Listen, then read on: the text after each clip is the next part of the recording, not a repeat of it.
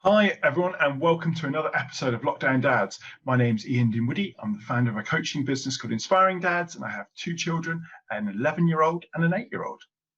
And I'm James Miller, author of Dads Don't Babysit, editor of workingdads.co.uk for now, and also father of two children. And I'm delighted to say that today we are joined by Jeremy Davies, head of communications at the Fatherhood Institute. How we've got this far into the series without having somebody from the Fatherhood Institute on, when it's basically what we're all about, I don't know. But we've managed. Here we are. We're here now. So thank you very much for joining us, Jeremy. It's a pleasure. Good morning. We start with the same question. I'd like to say it's getting easier to answer, but when we get to my turn, you'll find it's not. But we'll go there anyway. How are you? I'm okay. I'm okay. I've got a bit of a dodgy back at the moment, which is starting to get rather annoying. But apart from that, I am in a good mental place. I think the lockdown has treated me fairly well. I don't think I've suffered unduly. So yeah, I'm doing fine. It's a good answer. It feels like that's a more common answer, but these days I think it's a lot harder. Well, I suppose it's different where you are. We've had all sorts of lockdowns. You haven't had to suffer quite the same. Yeah. So I suppose yeah. So I've been in a slightly strange situation, I suppose, compared to a lot of people. In that I'm in Morocco. I've been in Morocco for the whole of the lockdowns, and so yeah, it has been a slightly different situation, I guess. I've been watching what's been happening in the UK from afar. So we've had our own versions of lockdowns, but the virus basically in most of the country never took hold, really. And so where I am in particular, there's been very few cases. So, everybody's walking around in masks and there's a curfew and all of that. But, apart from that first month, we haven't had a sense of what you might call confinement. Do you know what I mean? You've been able to move around, and I'm lucky enough to live in a place where I can walk straight into the countryside. Do you know what I mean? So I haven't felt sort of in that sense of being enclosed, I suppose. Indeed. Ian, how are you? Shall I go first? I mean, the first thing I noticed, James, is you're standing up this week, and we've got a different angle of background, which we'll touch on in a minute. Because I do notice these things. Today is Orange T-shirt day, which is good. It's sunny. Well, it's not sunny outside, but a sunny demeanour. I picked out the T-shirt. Oh, it's an Orange T-shirt Friday day. I'm pretty well. I went out. Yay! I didn't go out. As the story goes, but a couple of gentle beers by the river last week, and then I realised I had to walk slightly too far because the trains aren't quite as regular as they used to be. So I had to walk to London Bridge, a good 25-minute walk, which is lovely by the river. And there was a real sense of kind of, there were a few people out, but it wasn't crazy, and the lights reflecting off the river, and it just a nice little London moment, which I quite enjoyed. And the New Dads Accelerator, which is out and about, a group coaching program for dads, has been we've done a couple of group calls, and it's been going really well, and got really amazing feedback, and men really engaging with their emotions and thinking about fatherhood, range of dads, different ages. So that's been, from a work perspective, that's been really positive as well. So yeah, I'm pretty good. I just feel really busy, but good busy. So yeah. But James, how about you? Jeremy's talked about his sore and annoying back, and I know this is a challenge too for you. Right. Well, Jeremy knows that back pain and back injuries are boring. They're boring to suffer from, and they're boring to talk about, frankly. But, how can I put it without swearing and without? I was in a very bleak place last Saturday. Let's put it that way, because I think since we last podcast, last time we recorded, everything was on the up. It was all going very well, and then one day I went to put my shoe on, and pain went through my leg, and I couldn't move, and it was just like nothing I've ever known before. And I always say, I'm very wary of saying that around any ladies who've had children, because I appreciate. I don't know where it fits on that scale, but it was unbelievably painful. And then it's been about recovering from that, and it's been a bit of a slog. And I was in constant pain at the weekend. I tell you, a difficult thing at the moment is everyone loves the NHS, right? The NHS is wonderful, and I've had my jab, and brilliant, love the NHS. When it comes to my back pain, the NHS has been completely useless. I keep getting the same doctor who says to me, well, I took these pills and then I got better after a few days. And I keep saying to him, that's you. Listen to me. And it is infuriating. However, I'm on some very fun drugs now. And I went to the physio yesterday, and he said, if I was you, I would go on the golf weekend you have planned for this weekend. So who knows how it's going to play out, but I shall be getting in my motor car later on this afternoon and going on a long drive with a bad back and a very sore leg, and attempting to play 45 holes of golf in 3 days. And hopefully you'll be well enough to come back, I guess. You've got to trust the physio, right? So I mean, the point is that when you ask how I am, it's not been it has been a mental thing, but it's the physical pain and how that interacts. Everything else has gone out the window, because my every waking thought has been, I'm in pain, I'm in pain, I'm in pain. And it's boring, and it takes over your life. And I have every sympathy for people who have conditions. I mean, hopefully this will clear up eventually, that suffer from that. It's rubbish. But yeah, I'm a lot better at this end of the week than I was. I was not a nice person to be around on Saturday. It wasn't really my fault. So yeah, that's the long story. Like I said, boring, isn't it, really? I mean, this is the trouble. It's like, you really want to hear about it's like my back, it's my butt, it's the nerve going down through my backside. Yeah. But leg.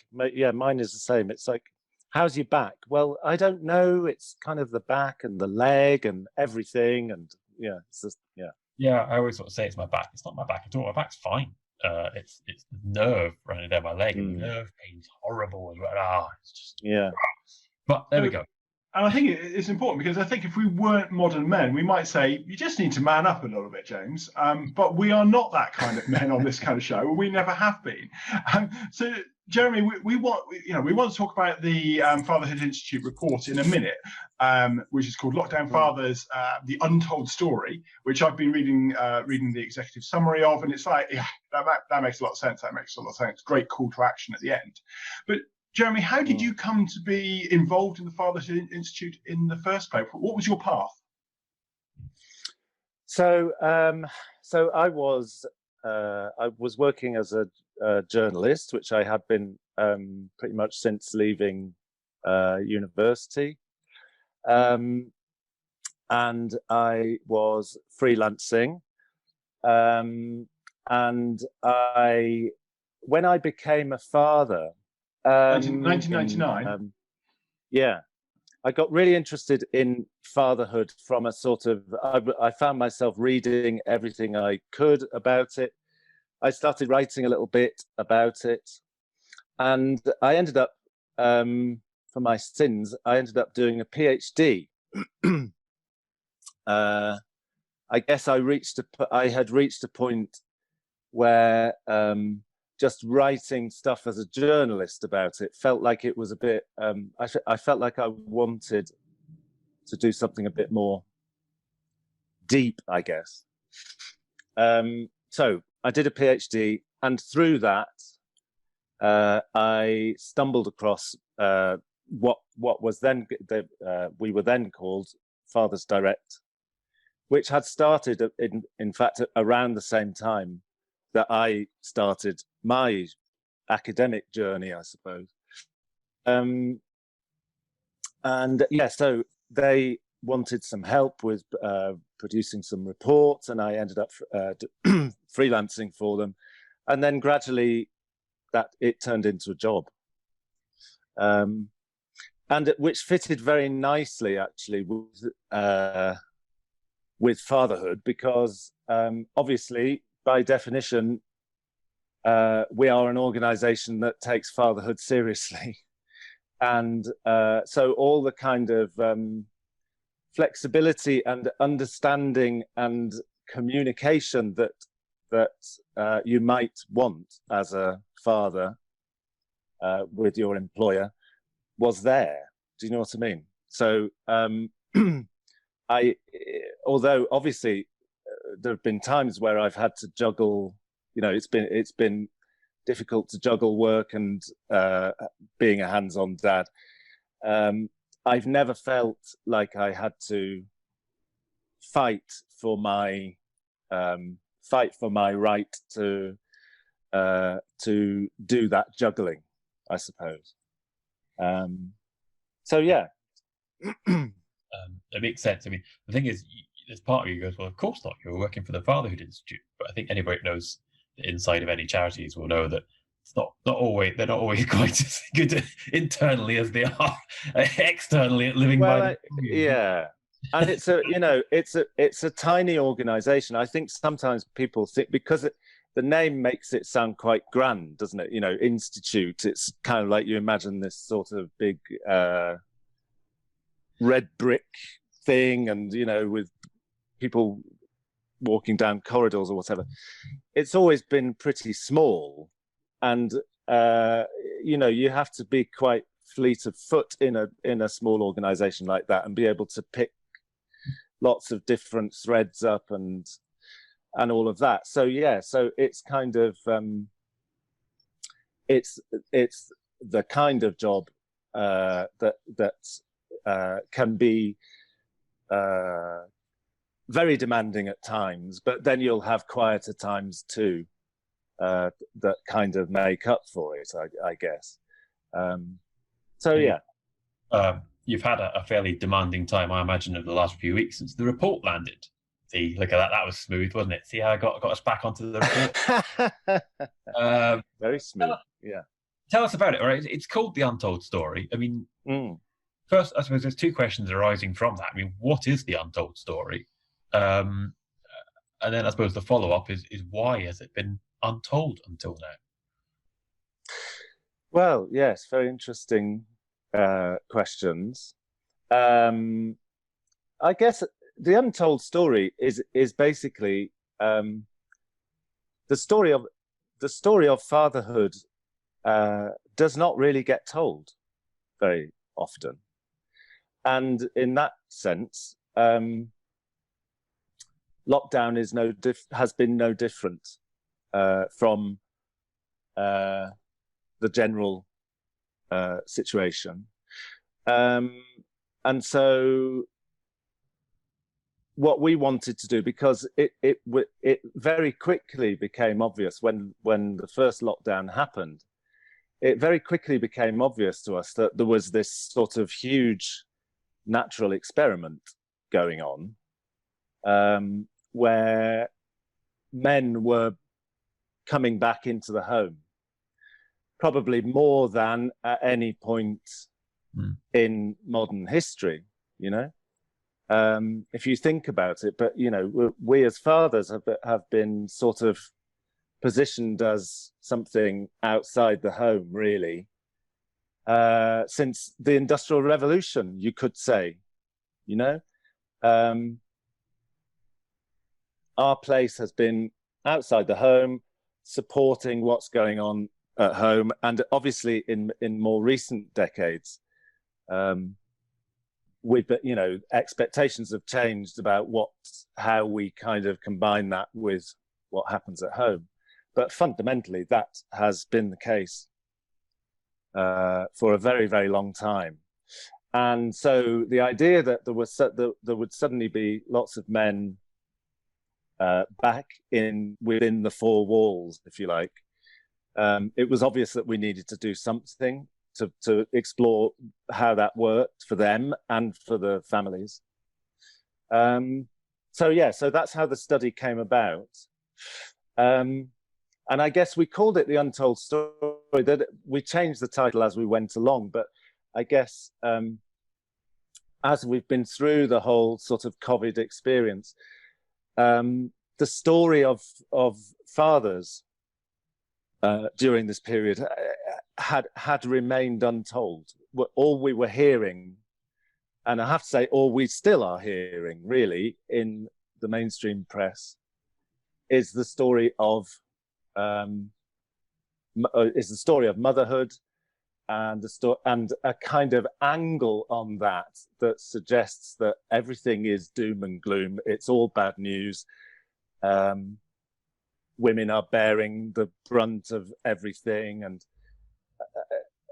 the men are kind of there, and just nobody's shining a light on what they're doing, how they're feeling.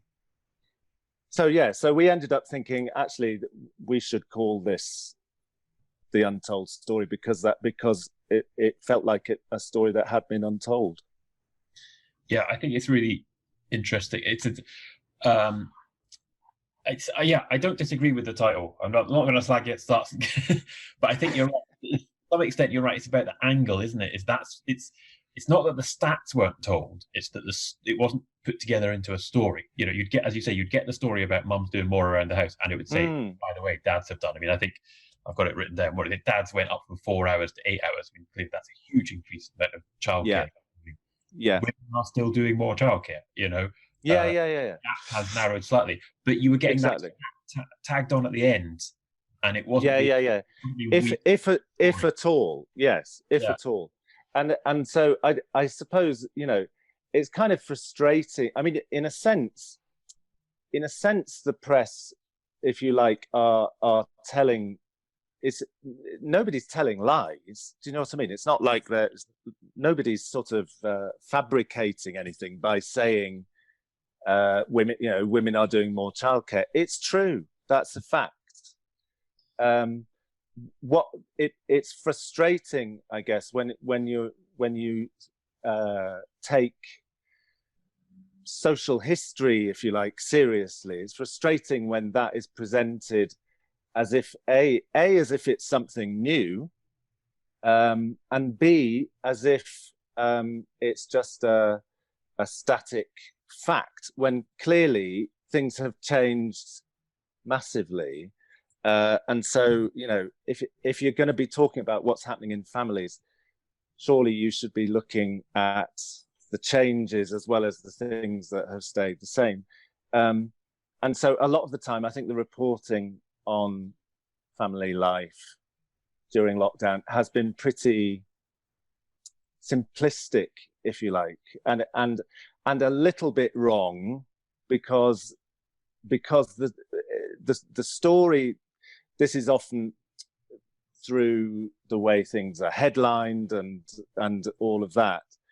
The story you can easily walk away with is that lockdown has put women in a really sort of terrible position, as if they weren't already.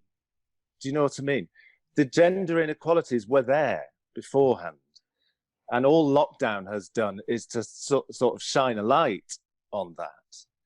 And also at the same time, there is this separate story which hadn't been told, which is actually unusually, we've been in a situation where the care gap has narrowed.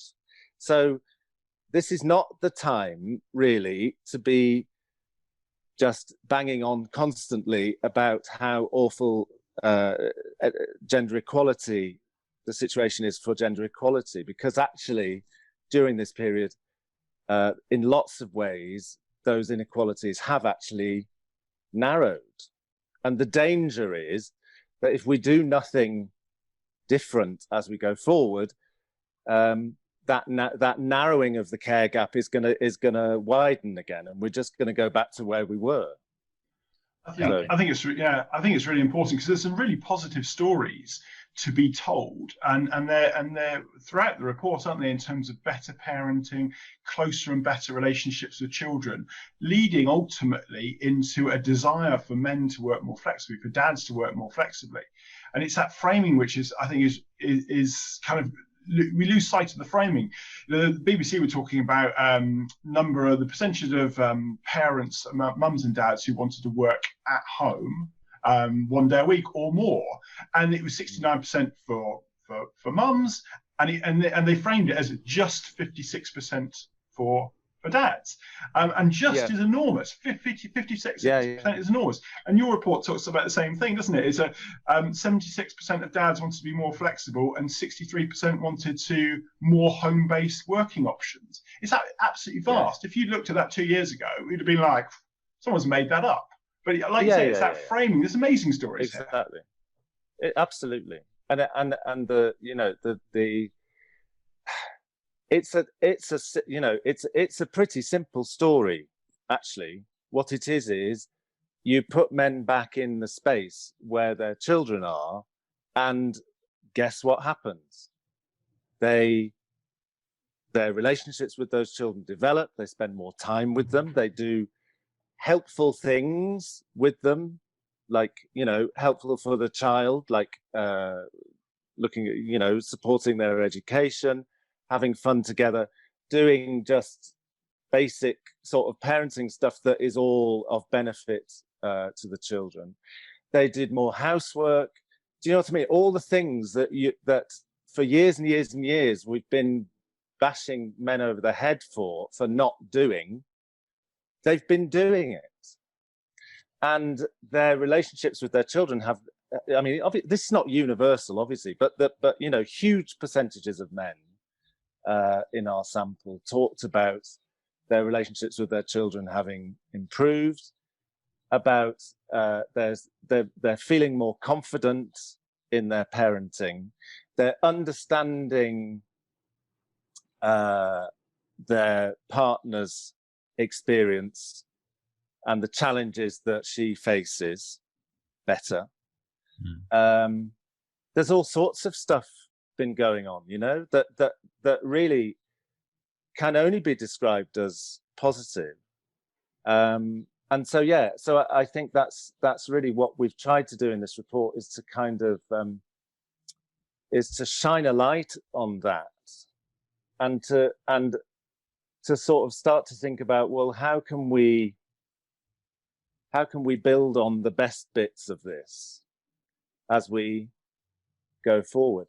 So it feels to me like we could be on the cusp of something very interesting, because there is a whole bunch of dads who have lived through this experience and been changed by it. And hopefully that kind of the motivation to go out there and negotiate a better deal from their workplaces and so on will be stronger. And hopefully at the same time, I guess what we want to do at the Institute, we've started a campaign called Time with Dad, the aim of which is to sort of build a space where employers, schools and other sort of educational institutions, and parents too, can kind of come together and try new things, to try and build on this, what we've learned through this period. Because for a long time, it's just been sort of, I don't know, people have been talking about flexible working for a long time. And home working has been like this sort of pie in the sky idea. And I guess it's starting to feel like actually all of that could shift a bit. And we need to make sure that that is something for dads as well as mums, because it's too easy. Do you know what I mean? Most people, put the phrase flexible working out there, and somehow it very quickly becomes feminized, Yeah. I think yeah, I mean, let's face it, that's the stuff we've been talking about for a while, and we'll mention time with Dad just a tick, but I will just flag up my amazing tweet. I did a tweet yesterday. Did you see it? You went viral, didn't you? But it very much speaks to what you're saying, is that I just pointed out that, you know, people have talked about flexi season tickets for trains, for commuters for years, and they've never happened because flexible working was for women. Yeah. Men are being forced to flexible work, and hopefully, as you say, they will continue to do so. Oh, next month there's going to be flexible season tickets. Oh, what? Yeah, it's a case of the power that men have, and it's not fair and it's not right. But suddenly, when things affect men, change can happen, and I think that's really where the time for Dad stuff comes in. I think it's really important because I think certainly and I suspect Ian is in a similar sort of boat. Is thinking about how do we lock in those changes that have happened over the last 12, 14 months, and I don't really know. Like, well, I don't think anybody does, do they? Really? But I think it's about. So I guess when I was thinking about how to turn the lockdown dad's study into something with legs, something that could keep us going forward in the way. I just sort of thought, well, actually, I think this is really one of those situations where we don't have to go out there with, the fully costed, perfect model of what the future needs to look like.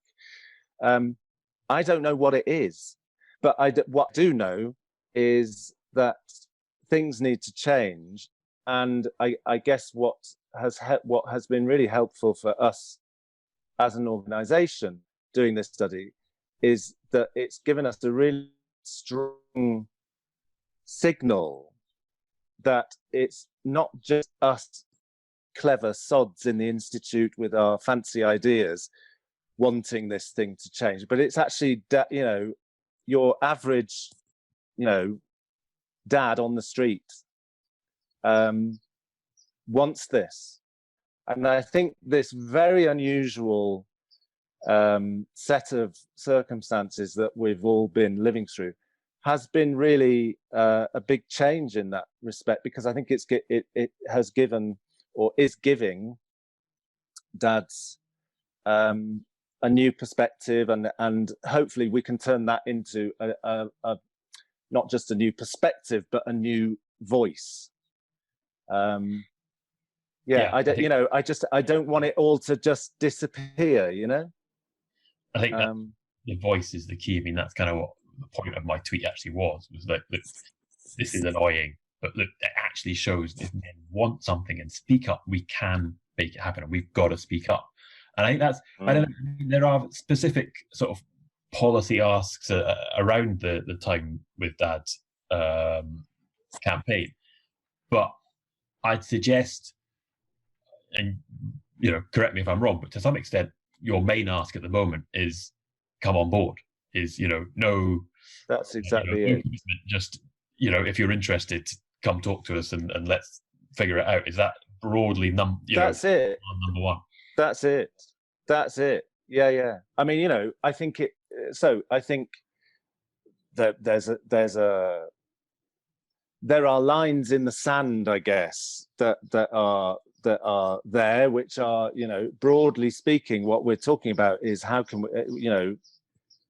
we keep more men working flexibly and having, I don't know, like a really big issue, I would say, for men is the fact that their commuting times are much longer than women. So when we talk about flexible working for men, we're actually talking about quite a really big challenge, because it's not just about the time that they're in the office. It's also, do you know what I mean? If you're sat on a train for 3 hours, and whatever time you're in the workplace, it's hardly surprising that lots of men, under normal circumstances, struggle to do what might be considered their fair share at home.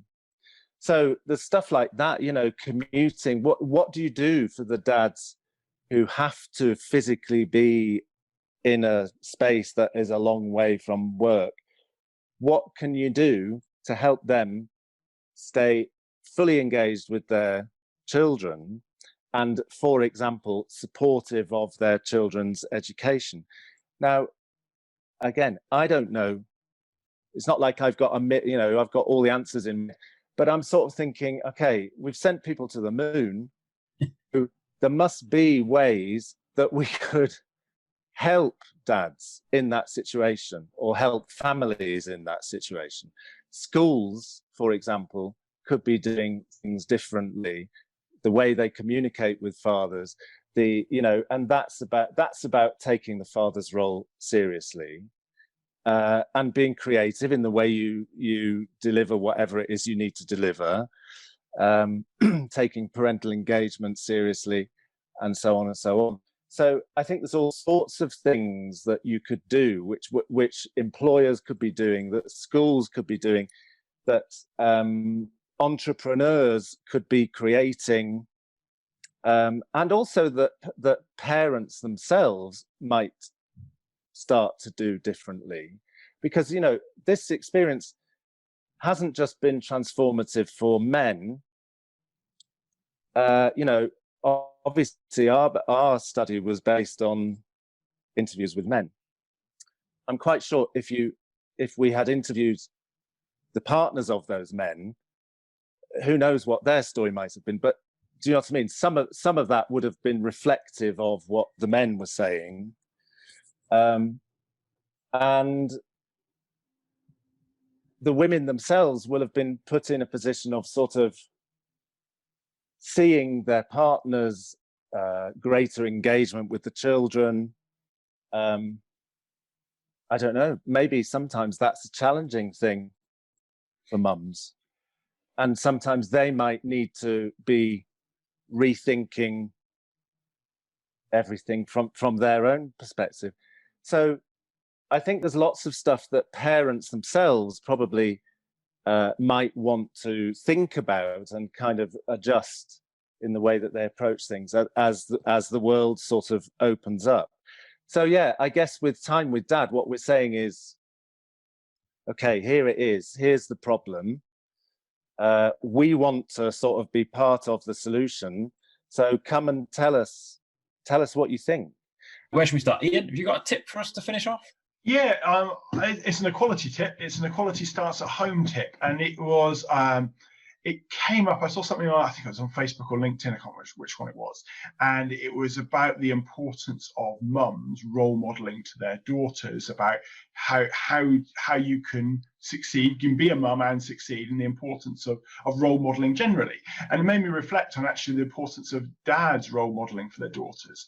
And I think it's no good dads sort of saying to their sons or daughters, for that matter, you can be anything you want to be, if you're not demonstrating equality at home with if you're in a heterosexual relationship with your female partner, if you're not showing your daughter that actually it's not all about being female, that's how that's how things get done, that's who does things in this house. If you're not modeling that, you can't really be saying that. I think it's a really important thing to think about. I think dads and daughters is a really interesting relationship. Generally, would say that, I'm biased, I've got one of each, so I can talk about either way, but I think it's really important for men, for dads, to be thinking about, is your messaging around equality and opportunity for your daughters, does that match up with what you do in the home? That's a whole different podcast. There is some really interesting stuff around dads and daughters, and it's really it's quite weird sometimes. Yeah. The idea that men respond differently to having a daughter to having a son.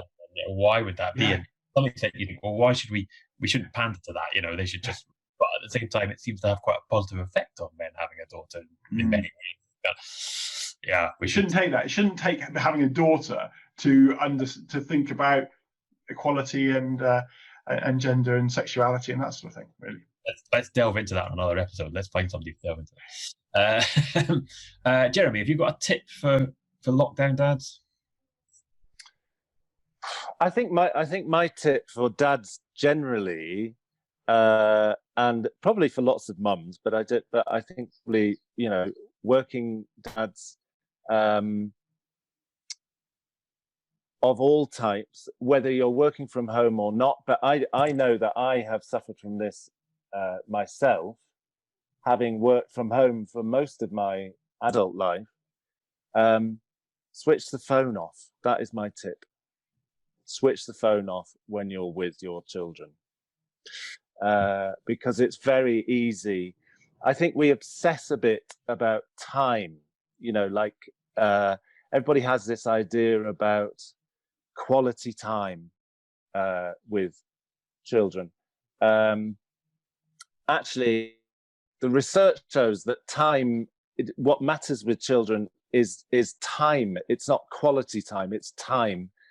Because what you need to achieve really with your children is to do like the boring stuff, as well as the sort of, you know, exciting, engaging, educational stuff. Because it's only by spending a lot of time with your child that you get the kind of magic moments, which are the real ingredient of a strong father-child relationship, and those are the moments where the learning happens and all of that. So there is no substitute for time, and so when you're with them, you really need to sort of have that in the back of your mind, and you have to switch off from everything else and allow yourself to go with the flow, you know. And give them as much time as you in search of those kind of magic moments.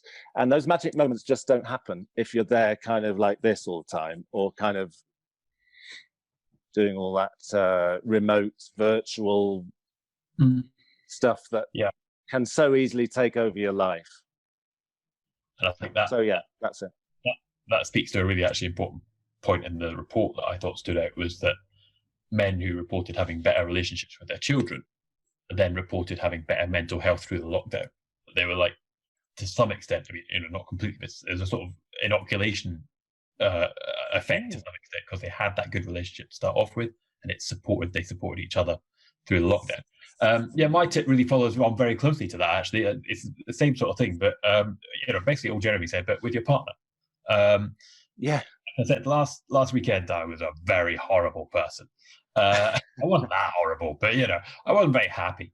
And you know, my partner took the time to say, right, well, how can I help you? You know, what can we do? Blah blah blah. And you realize, yeah, you spend most of your time doing all the boring stuff, all the regular stuff, and you do need to sometimes try and step back and actually sort of check in with each other. You know, preferably not when you're in some sort of pain-induced crisis, but you know, do it before it gets to that stage. But you know, particularly in this last year where we've just been trying to stay on the treadmill and keep upright and put one foot in front of the other, you know, try and find that time to check in and spend with your partner as well if you can.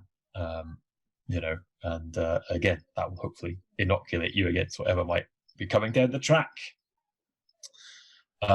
There you go. They're quite heavy. Those tips this week, weren't they? Good ones. Good solid ones this week, I'd say. None of the nonsense ones this week. That's. So this weekend you're looking forward to spending time with your brother, though, isn't it? Not your partner. So. Yeah, well, that's true. Yeah, I know. Yeah, I can't drink though because I'm on these crazy drugs. So, yeah. I'm gonna be a wild weekend with you. It's good. Yeah, good. In fact, that family connection is really, really important, isn't it? So. Jeremy, if people want to go and find out more about the report, Lockdown Fathers, where can they go to learn more about it? So if you go to the Fatherhood Institute website, it's plastered all over the homepage of that. So yeah, but yeah, you'll see it. If you get yourself to the homepage of fatherhoodinstitute.org, you will find your way to the report. And you'll also see stuff about time with dad. And if you're on social media, you can use the hashtag time with dad, and that will hopefully lead you to everything to do with that campaign. So perfect. We will put the links in the bio and in the description, and write a little bit about that in alongside this episode. Jeremy, thank you very much for being here and for episode number 42 of Lockdown Dads. It's been really interesting to find out about the project. I think it really resonates with everything that James and I have been talking about in the last year, and there's lots of great stories there, and I think anything we can do to reframe the conversation about lockdown into an opportunity for dads to be more connected, I think is really, really important. James, I hope you enjoy your golf weekend. I hope you your back holds up, and I hope your back holds up as well, Jeremy. My back's fine. Oh, look at that. That's technique. You'll be at next year's USPGA, I think, won't you? This time next year. Jeremy, thank you very much for joining us. Thank you very much for watching and listening. Do give it a like and a subscribe, and we will see you in 2 weeks' time for episode number 43. Thank you very much, everyone, for watching and listening.